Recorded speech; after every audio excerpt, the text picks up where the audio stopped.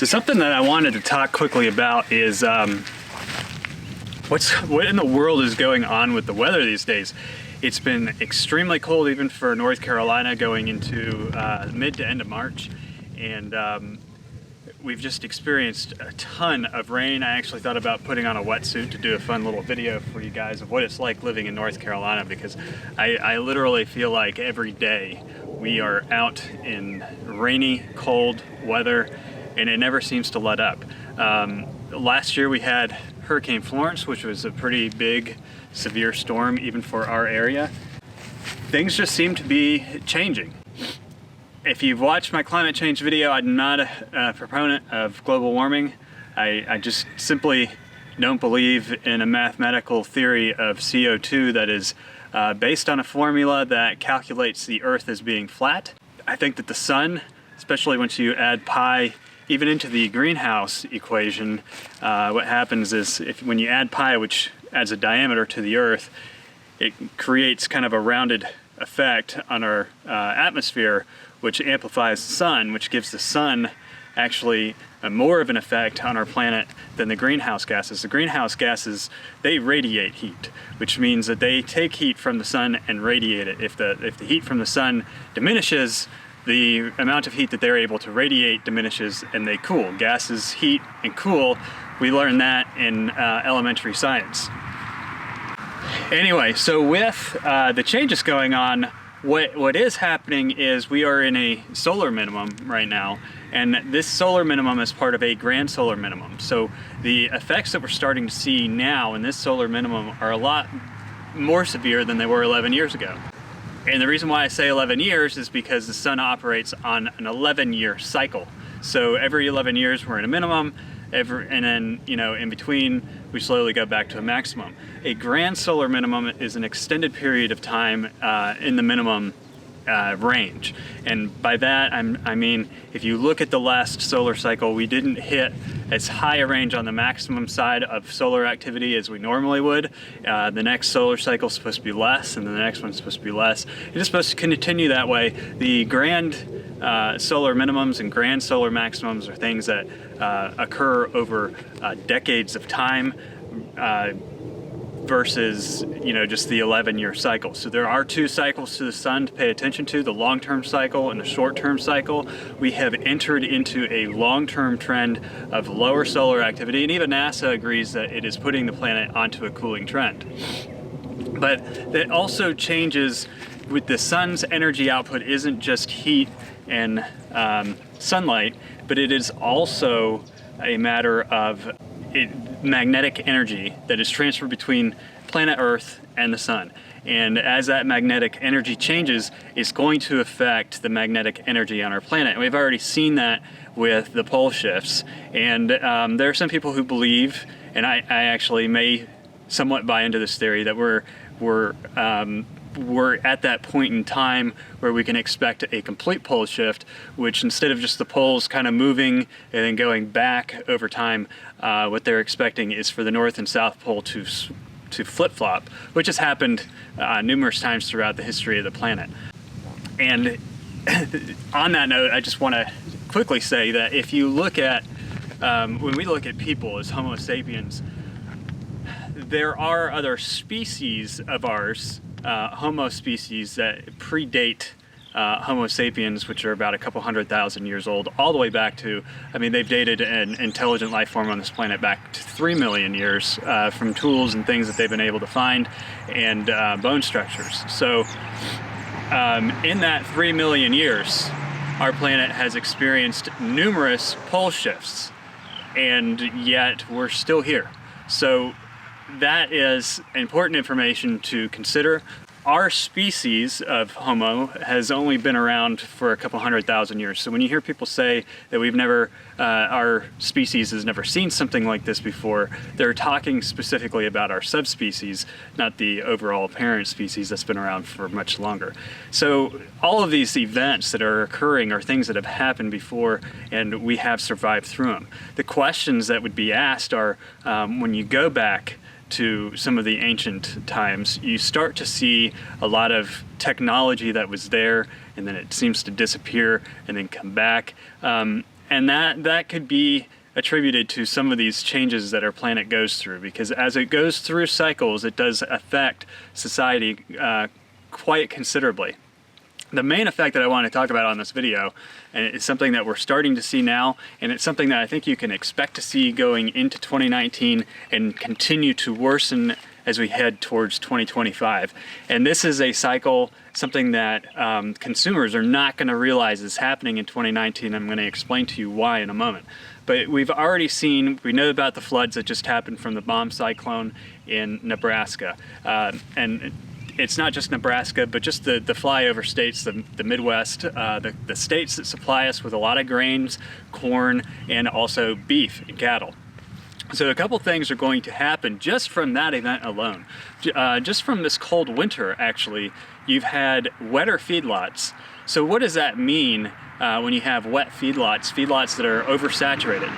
What happens is that cattle end up going to production sooner because of the wetter feedlots. They're unable to keep them, and so the carcass weight of the cattle drops. So if you're used to bringing in, let's say, we'll use simple numbers, a million head of cattle in production, and they weigh on average 1,000 pounds each. I think the average weight is actually around like 920 to 950 right now, but we're just going to say 1,000 to make things easy. Now, if the carcass weight drops to 800 or 900 because of conditions for those cattle, that means that your actual meat production and output has decreased by 10% at 900 pounds and by 20% at 800 pounds. The decreased amount of beef produced raises, it basically decreases the supply heading to market, which increases the price per pound of beef. And this is an interesting time for this to be happening because we've already seen pork prices in February jump 30% due to the swine flu in China that is basically wiping out their hog production. So they're having to buy meat from over here. That has already raised hog prices 30%. And so what we're looking at right now, based on the wet feedlots alone, is some sort of increase in beef production. Not production, but the cost of beef to the consumer because of a decrease in production. The next thing that we need to consider are the grain and the corn. I believe a lot of winter wheat, there's basically like two plantings of winter wheat. The first planting goes in late September, the second planting goes in late October. The second planting of winter wheat, at least in areas like Kansas, has not seemed to start showing signs of growing enough to head out, which is when the wheat heads out, that's when you get the grain. And because of its slow growth and because of the very wet fall last year, you have some what they call volunteer wheat that had grown during the wet fall. That volunteer wheat, because it never reproduced, and there's a lot of terminology to this, but in basic terms, that volunteer wheat that started growing last fall has a high probability of carrying a wheat virus that is detrimental to that plant. This late coming of winter wheat, the second crop of winter wheat that hasn't really come up yet, which is about 50% of just Kansas's market, and that's an example of one state. Kansas is one of our Midwestern states. They're all suffering from kind of the same conditions.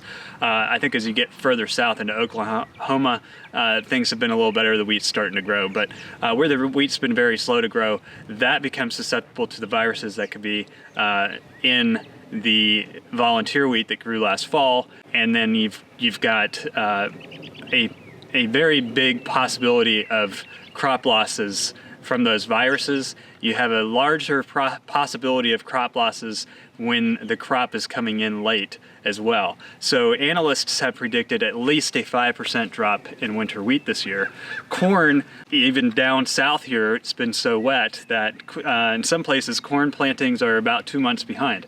And up in the Midwest, they haven't had the opportunity to get out and do any field work. They didn't last fall, and with the recent floodings and everything, they probably won't get to it for at least 3 weeks. They need several weeks after the flooding and waters kind of supersede to dry up the land in order to plant those corn crops. So right now, this year, we're going to start seeing an increase or a decrease in corn and wheat production, and that's going to increase and inflate those prices. Grain prices and speculation have already been trading higher. How that affects the beef market is actually fairly interesting, because initially what you're going to see is you're going to see a countermeasure to those wetter feedlots. You're going to start seeing beef prices drop because more cows will come to market. So when I was giving that analysis before of 1 million head of cattle, you might see an increase of the number of cows by 20%, which offsets that decrease in production of 20%, and you end up with the same amount of beef. But then the price per head of cattle and what the rancher is actually getting goes down. Once you have a scenario like that that plays out for a long period of time, and I think this will play out for a very long period of time. I think 2019 is a year of severe weather. I think 2020 and 21 will be. So these types of events will continue to happen. What will eventually happen going into 2020 is that we see the cost of production of beef catch up with the consumer pricing, and as we get rid of a flood of overstocked beef, and what will ultimately end up happening is the cost to produce, red meat, the cost of and the amount of red meat being grown, and the supply and the kind of the back supply of the older red meat, that is going to end up overall increasing the price that consumers see on the market. But this year, I don't think consumers are really going to feel it that much. And consumers haven't even felt the hog price increase, because 30% on a $2 package of pork, it doesn't really register with a lot of us. 20-30 cents, we're not going to notice. But when you get into the beef and the higher end meats, you're going to start noticing 20-30% increases on the meat. But like I said, right now, the way it kind of works out, the way the market works out, the cost, because the cost of beef going up because of the grain market going up, that will actually reduce the cost of beef, because more farmers are going to be trying to unload the number of head of cattle they're keeping on their ranches, which will kind of flood the market with beef temporarily and lower it. It's not going to hurt the beef market as much, I don't think, this year initially. And this is a great thing, the way capitalism in our country works, but it won't hurt them initially, because as that flood comes in and the feedlots remain wet, the carcass weights of the cows will be much lower than normal. So there's going to be some offsetting factors initially. But I think that you should be paying attention to this stuff. I pay attention to it. I read about crops. I read about, strawberry crops in the South. If you follow fruit crops, we're at that time of year when fruit crops would already be getting to prosper. They're already growing strawberries, but the problem is that these late frosts have ruined a lot of strawberry markets, so you can expect, the strawberry demand or supply to drop. We've had in our grocery stores, we've been lucky to have a higher supply than a lot of times the demand is. As we hit into 2020, I think that's when the consumers will start to realize that there's less on the shelves, there's less available to them, and as that happens, it'll justify raising the pricing, and that's when you're going to start seeing prices go up, because the farmers are going to struggle with some of those changes. Everybody struggles when there are changes to crops. For a certain extent, farming insurance will pay out for things like, we've had a lot of soybeans lost between 2018 and the beginning of 2019. Well, not the beginning of 2019, but the end of 2018 was a very tough time on soybeans. A lot of them got flooded. Insurance covered a lot of those crops, but eventually there is going to be a point to where we as the consumer start to realize that there's less food on the shelves, that food is becoming more expensive, that a much larger portion of our income is having to go towards feeding our family. And when that happens, it will change the consumer spending pattern, and as that occurs, it will definitely affect the job market. So there's a lot of things to be concerned about as we go into the solar minimum, which is directly correlated to severe weather. These severe weather patterns, a lot of them are caused by magnetic disruptions of the planet and our magnetosphere. A lot of them are caused by additional cosmic rays being able to enter into our atmosphere, causing clouds. Then there's so many different scientific points. If you want to know more about grand solar minimum, I definitely would check out channels like Adapt 2030 or Oppenheimer Project. He has a lot of information on there. The only thing about him is that some of you might be a little offended. He definitely takes his freedoms in the US seriously, especially when he does his videos, but he's very entertaining, lots of information. There's too much information for me to explain to you why the grand solar minimum affects all these things, but it does. The sun going to sleep affects our planet more than anything else on this in the universe. And those changes to our magnetosphere, that cause our jet streams to break loose and act oddly. And while that makes flight travel somewhat fun, people are able to get places faster. Those are resembling real changes on our planet, real things that are happening that are going to affect the weather. The weather in and of itself is not climate change, it's just an effect of climate change. I think that it's time for people to start paying attention to what's going on, put together their own action plans, because if you don't have an action plan together now, and you don't take the time now to put it together, by the time you realize how in trouble our food supplies are, or how much of a big deal this could become, you're not going to have the resources, because you're going to have spent them trying to feed your family, to make life easier for yourself. The only way to possibly battle climate change in this capacity is to actually become more self-sufficient yourself, become less reliant on large agriculture to produce and supply to you. Again, those guys, when they're hit, they're going to take their insurance funds. It's not that they don't care, it's just there's nothing else that they can do. But you will see a definite decrease on the shelves in supermarkets as far as food is concerned going into 2020. This will seem like the last normal year when it comes to food for any of us, but it is not by any means going to seem like a normal year when it comes to weather. They actually do say, though, that after 5 or 6 years, severe weather will seem to normalize to society, meaning society is just going to be used to it, they're going to accept it, they're going to move on. But as that happens, I think that these other issues, the issues with food and supply, and then how that mirrors onto the economy and jobs, are going to be things that will be harder for people to adjust to than the severe weather. Depending on how quickly those changes occur, will depend on how hard that transition is. I'm not saying we can't, as a society, successfully transition to a different climate. I'm just saying that depending on how quickly it occurs will depend on how well we all adjust. And if you think about our planet and how it radiates heat with the greenhouse effect, it would be like having a room in a house that is warm, or a sauna. And when you turn the heat source off, it doesn't take very long for it to cool off in that room and start to feel cooler, but it takes about twice as long for it to heat up.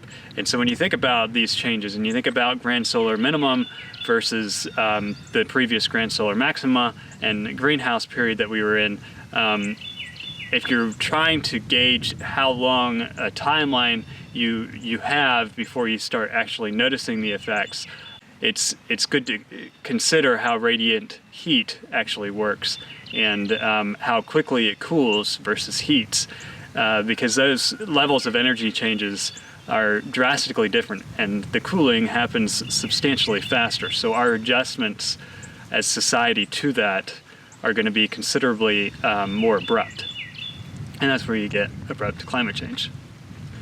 Anyway, those are my predictions for our food forecast. I know it's kind of a grim one, but the reality is it's already happening. We're seeing it right now. We're already seeing crop delays of at least a couple months in 2019. We saw a lot of crops lost in the fall of 2018, and now we're seeing, because of very wet conditions, we're starting to see carcass weights of meat production drop, going to slaughter. So that is affecting supply in some sort of way. The lower poundage of the animal is providing less meat production. So all these things are happening right now.